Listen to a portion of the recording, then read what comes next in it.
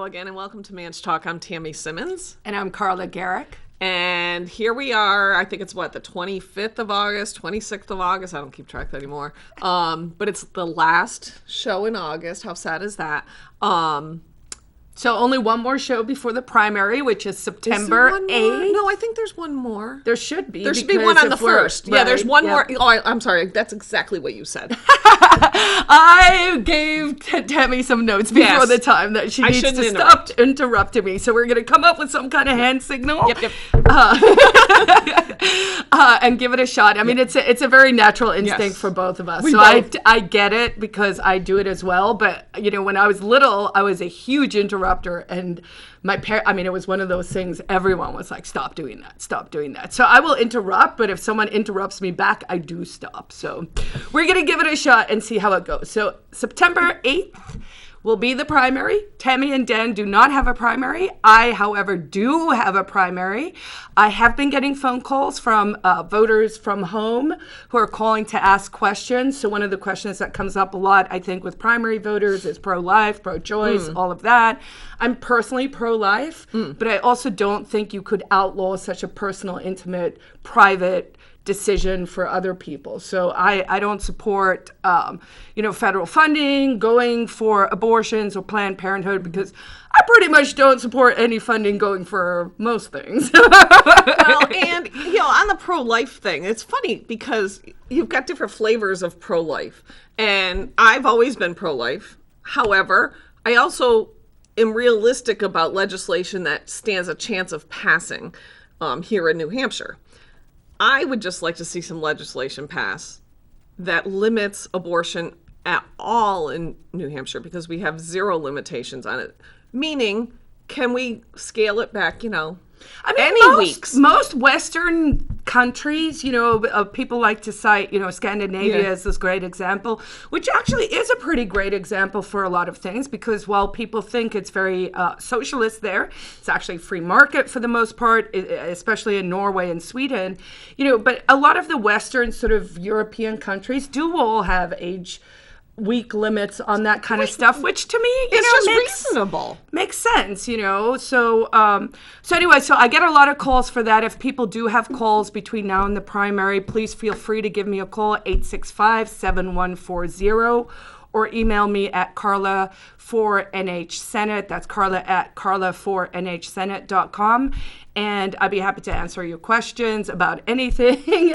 But, I hope people will come out. If you need an absentee ballot, you should have probably requested that by now. Yeah. But, just go to manchesternh.gov. You can request the form. It's right there on the landing page now. And you can go to the city clerk's office. Go to the office. Do the whole voting thing. Do you have any idea? I mean, I'm understanding that each ward moderator actually has the discretion to decide whether you wear masks or not masks. I don't know. And they're going to have these different systems where they're going to... I don't know. I don't know that will be left up to individual wards in Manchester, but I don't know. It is a good question to see if we can get an answer for next week.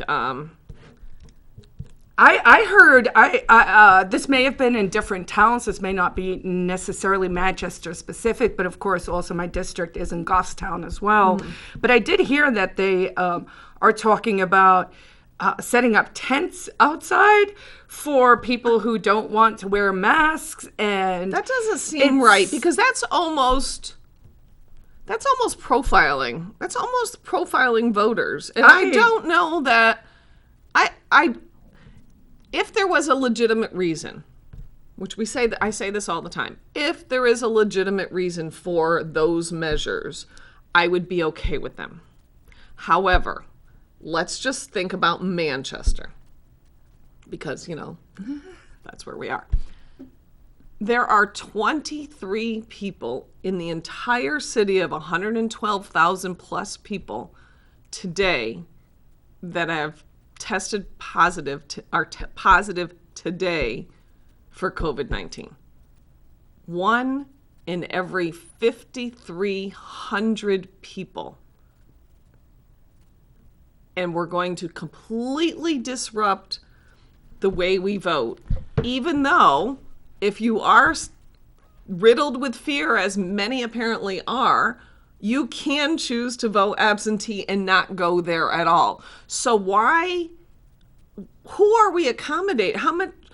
When are we going to accommodate me who just wants to live my life? Because I feel like we're constantly accommodating the fear. Oh, totally. Not the rational, Well, that's the problem, right? We've lost this balance where irrationality and fear-based and fear-mongering, which is being done on purpose. You are being manipulated for various reasons, for different factions and for all of that. But I agree with your statement that it's profiling, because you know there's going to be a sort of very clear division type of voter who's going to not want to wear a mask. There are going to be more people who think that they can't be forced by the government to do things, which tend to not be a certain type of voter and a different type of voter. Yeah. So you're going to basically be making it visible who...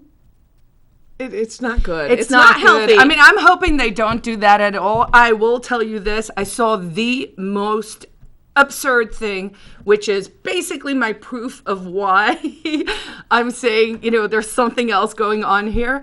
It was a photo of a symphony.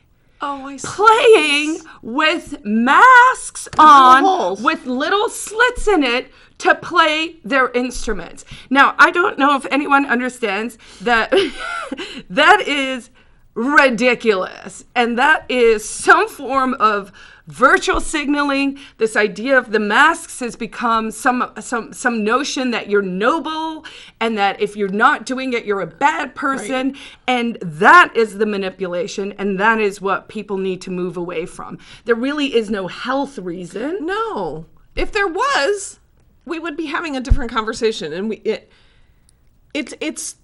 is mind-boggling to me how so many people have been convinced and are continued to feel as though we're all going to die. That's what it sounds like. If you comment on a post on Facebook about something, they say, well, we're in the middle of a pandemic and people are dying. Except for people aren't dying. So, there is a small number of people who are dying, although they tend to usually be 80 years or older. And I'm not saying that people 80 years or older are not valuable. I'm just saying that life expectancy in New Hampshire is only 80 years old. So the numbers tell you something. And I was actually struck this morning when I read the Union Leader. They had a little article about how lung cancer is declining. Although, actually, it was interesting because they said two things. One is, there's been this nannyism clamp down on vaping, right? And we're trying to introduce all these vaping taxes. This is both on a national and a state level. On the state level, they have introduced or tried to introduce very severe taxes on vaping, right? That's really just the government trying to get their grubby little paws on some more bennies, some more money, some more Benjamins. Let me get my hipster slang right here, folks. So with the vaping, because they're making it so hard to get the vaping stuff now, people are starting to buy cigarettes again. So talk about unintended consequences. But the number that struck me was lung cancer is still the number one cancer killer in America. Okay. And about 140,000 people a year die of lung cancer. So now my question to you is, are you walking around every second of every day fearing for the thought that, lung cancer or that double lightning hits might hit you, or that a car might kill you, or any of these things? Because actually your likelihood of those things happening to you are currently still higher than anything that is COVID related. And so that's what's important. That's what I'm trying to emphasize when I say you're being manipulated. If you have this true sense of fear from the system and you're not scared of everything else in the world, you're probably, your headspace is being moved one way or the other. So what's happening with the schools? So for those of you who don't know, last night was a school board meeting and somebody asked me if I watched it, and I said, I don't have the stomach to watch school board meetings. I have a lot of patience for a lot of things, and that is not one of them. We joked years ago about getting people elected to the school board and we were going to turn it into a drinking game, literally. Like the school board members could just sit there and like down shots because it's that insane. I guess last night's meeting went on till like 1:30 in the morning. Oh, wow. The crux of it, from what I can figure, Manchester schools have not figured out how they're going to do this yet, even though they have said kindergarten and first graders would go 2 days a week, some on 2 days and some on 2 different days. And that everybody else is going to start with remote learning. So that would be grades 2 through 12 would all be remote learning until at least the end of the first quarter, when they think they may have figured out what the hell they're doing. Well, apparently they still haven't figured out what they're doing, which is supposed to start in 2 weeks. So they may have to delay it again. The interesting takeaways is that 564, I believe, I've seen conflicting numbers, to either 536 or 564 fewer students will be returning to the Manchester School District this year because their parents have pulled them and are sending them elsewhere. They're either homeschooling or they're sending them to the Catholic schools, which are opening their classes.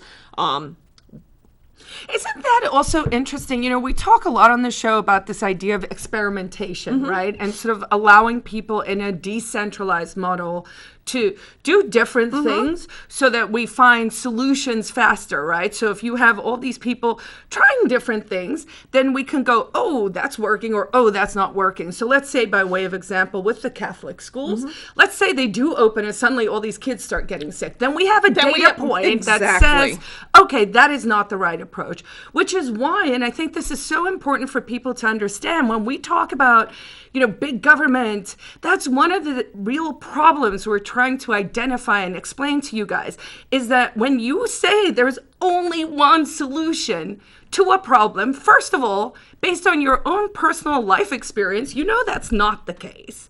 There's a myriad ways to, I hate this saying, to skin a cat. I don't know why we're skinning the cat. I talk about the cats all the time. But, you know, must be something from an old hunters or something, right? But, actually, that makes me laugh because I have a story that talks about skin the cat in here. And so that's what's so important about this idea of one size doesn't fit all. It's not just lip service. It's actually an important part to make the world better, is if we say we allow freedom and liberty, which is what experimentation is, because different people have different ideas about how it should happen.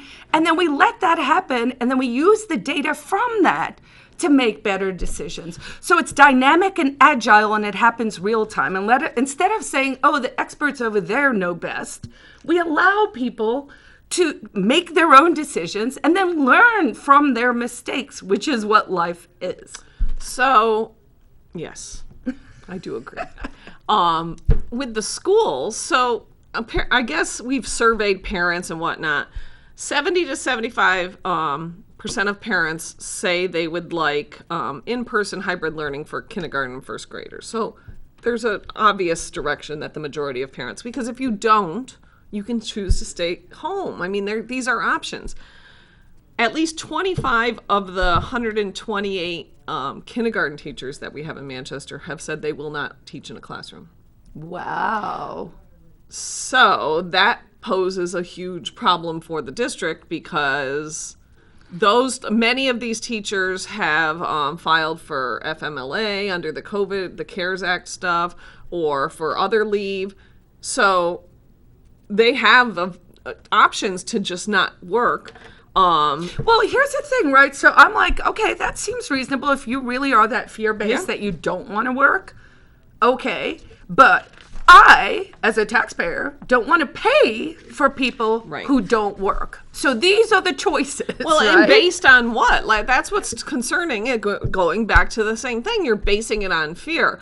I have a family irrational fear. Right. I have a family member who teaches in upstate New York, and I think she teaches like first or second graders. And I can tell she is seriously concerned. And part of the reason why she's so concerned is she's surrounded by people who are also equally concerned, and they get caught up in this thing. And she has actually, over the last couple weeks, pinged me on Facebook multiple times to say, where do I find the numbers that you're looking at for New Hampshire, where I am, and how do I find it, and why? And then recently, why can't I find the real number on this, and why can't I find the real number on that? And she's getting frustrated that she's the data she's looking for is not readily available, which is a problem.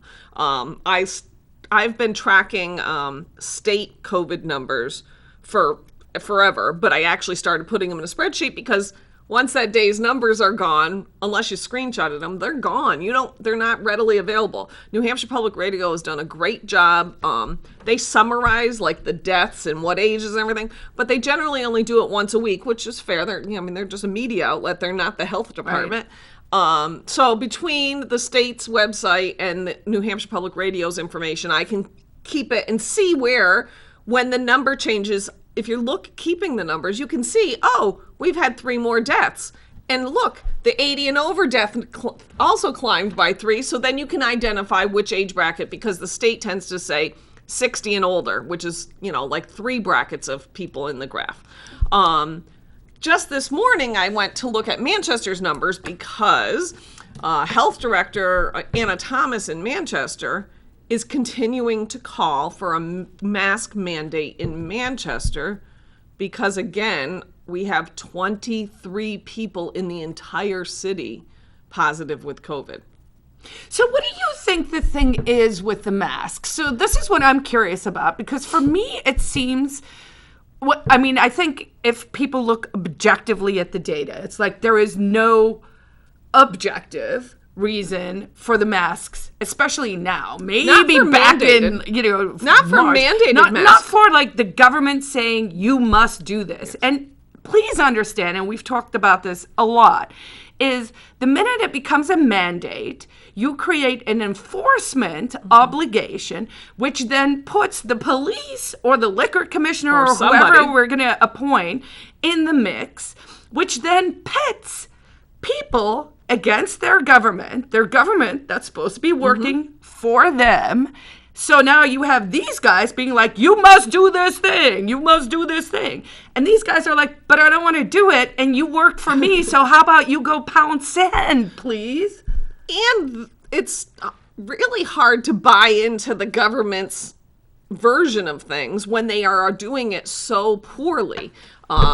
Last Friday, Dan and I think it was Friday, one day last week, Dan and I stopped at the farm stand up there on the corner of Upper Varney and Worthley and Rockland. They're great people, and they have their farm stand open now. So we stopped and got some blueberries and some cherry tomatoes and whatnot.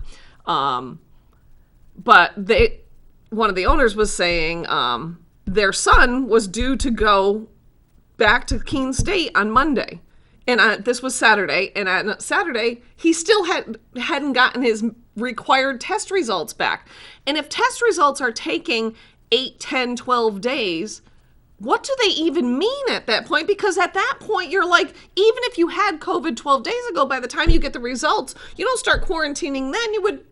It's over. Now Keene State government has delayed opening the kids coming back because they can't get the tests figured out. And I'm thinking, this is all just such a good example of how the government generally is not efficient at anything. We've got people, Anna Thomas runs a $7 million department, right? They have a $7 million health budget for Manchester. So God only knows how much Anna Thomas gets. And like Dan will always say, it's the job of Dr. Chan and Anna Thomas to want to not have any risk. Because there's no cost to them. So we talk about this all the time, right? Incentives matter. So if you're saying to people there's no cost to being as cautious as humanly possible, which is pretty much the model we have followed for the past 6 months, then first of all, you are denying reality because there is a cost to everything. Everything has an input and an output. If you do this, it does have some kind of outflow. There is no zero risk option. The way life works, right? And so people need to realize it. One of the questions I had on your 564 or whatever number we had. So the way it works for students, right? So we get money from the state, from Sununu and from the State House, right? That's X amount that gets passed through per child. And then our state property or our city property taxes also put in a chunk. And then we spend X amount on children. I believe in Manchester it's 14,000. It's some insane amount. I think it's close to 15,000. So currently the state provides about $5,000, right? According to the amazing Kate Baker, it averages about $4,700 per student because there's variables. Okay, so let's say 47,000, or we'll just say 4,700. So 5,000 just to make the math easy, right? So of those 564 people that are now not going back to school because either they've realized their options or they've realized, what is my kid really learning in school?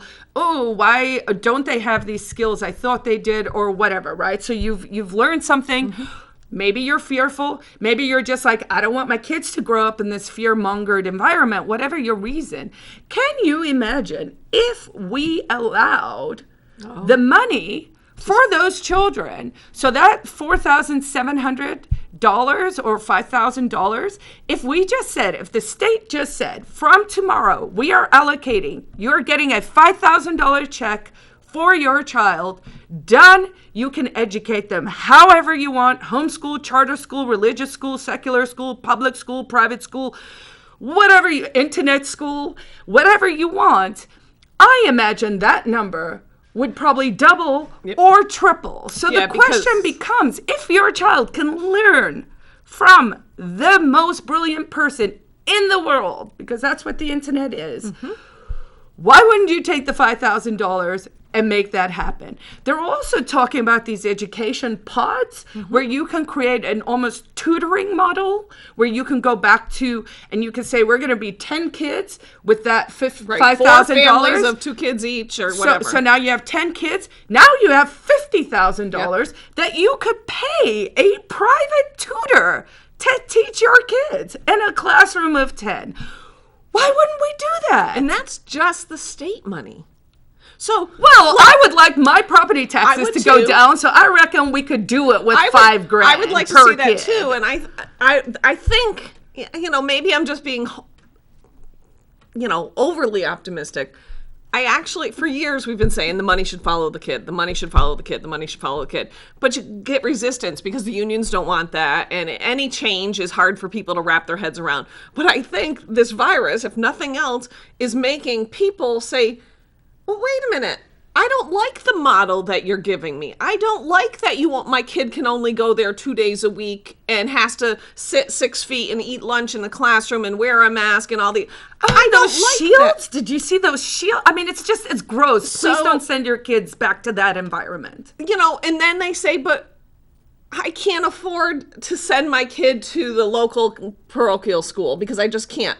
Yes, and only Kate Baker's organization and the scholarships only benefit lower income. So there's limitations. Just because somebody is not in that lower income bracket doesn't mean they have resources available. They also, whenever we talk about the failing schools, as Comrade Valinsky, loves to be, he's just like, there's never enough money for me to spend and waste, right? Unless it's money that he doesn't like the way we're going to spend it because the Democrats continue to reject $46 million for charter schools time and time and time again. Time and time and time again. And I believe Comrade Valinsky actually sends his kids to private school. Probably because they're hypocrites. So I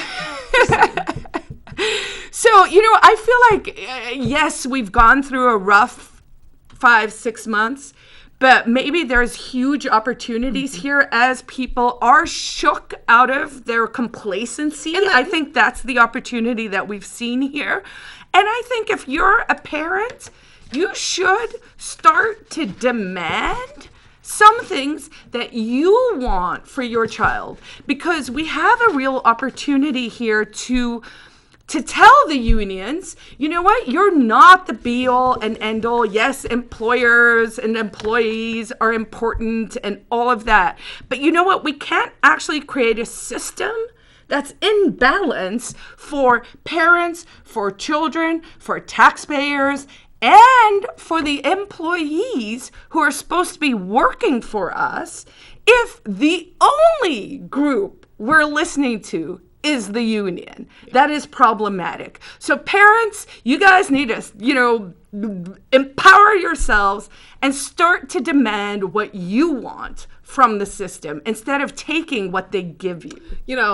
Victoria Sullivan obviously has a lot of background in education and whatnot, and that's where I get a lot of my updates from. But one of the numbers that struck me, because, you got people with the fear, and oh my God, we're going to send the kids back, and that means everybody's going to die from COVID.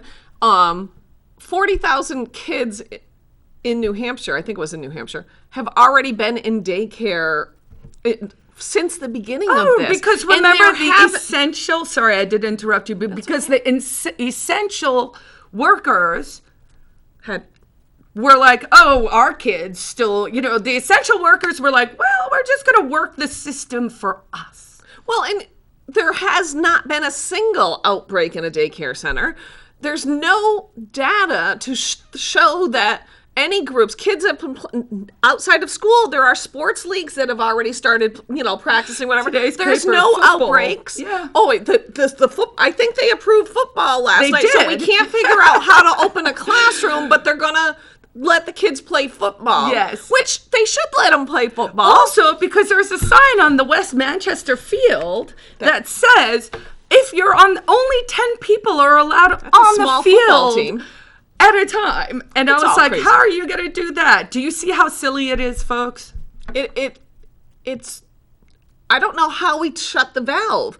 I don't know how we unfear people. I just keep trying to provide data and question data. Question data. Also, buy my book while you're stuck at home, The Ecstatic Pessimist. Stories of hope, mostly. I feel like I need to emphasize the stories of hope. Maybe people think it's super depressing. It's not. It's a lot of fun. Random people are now buying the book and actually sending me messages and saying it's phenomenal writing. It's a great book. Like, people are excited. Yep. So pick it up. You can get that on Amazon. Amazon, Kindle Unlimited for free, or go to carlagarrick.com with a silent E at the end, E on the end. and you can buy it directly from me, and I will autograph it for you. Awesome. That's awfully nice. So yeah, try not to be so fearful. It's not healthy. It's definitely not a healthy way to raise your children. I mean, the data shows that teenagers are suffering from anxiety and depression at like astronomical rates. So let's not contribute to, making another generation of kids. And I know it's ironic crazy to say this if we are on television, but switch off your TV. Yeah, don't watch it. They're trying to mind control you. It's true. Just watch us, but you can watch us on YouTube, so you don't have to actually use your TV. There you go. We're out of time, because that's what happens, and we'll be back next week, and I will try to get an answer about the polling locations and whether people are going to be mandated to wear a mask or anything, and we'll go from there. I don't think they can mandate it. I think they're Not in gonna for big mandate trouble me. because I will sue everyone if that She's happens. won. And I sue and win. Anyways, that's all we got. Enjoy the rest of the week, and we will be back next week with more exciting things to talk about.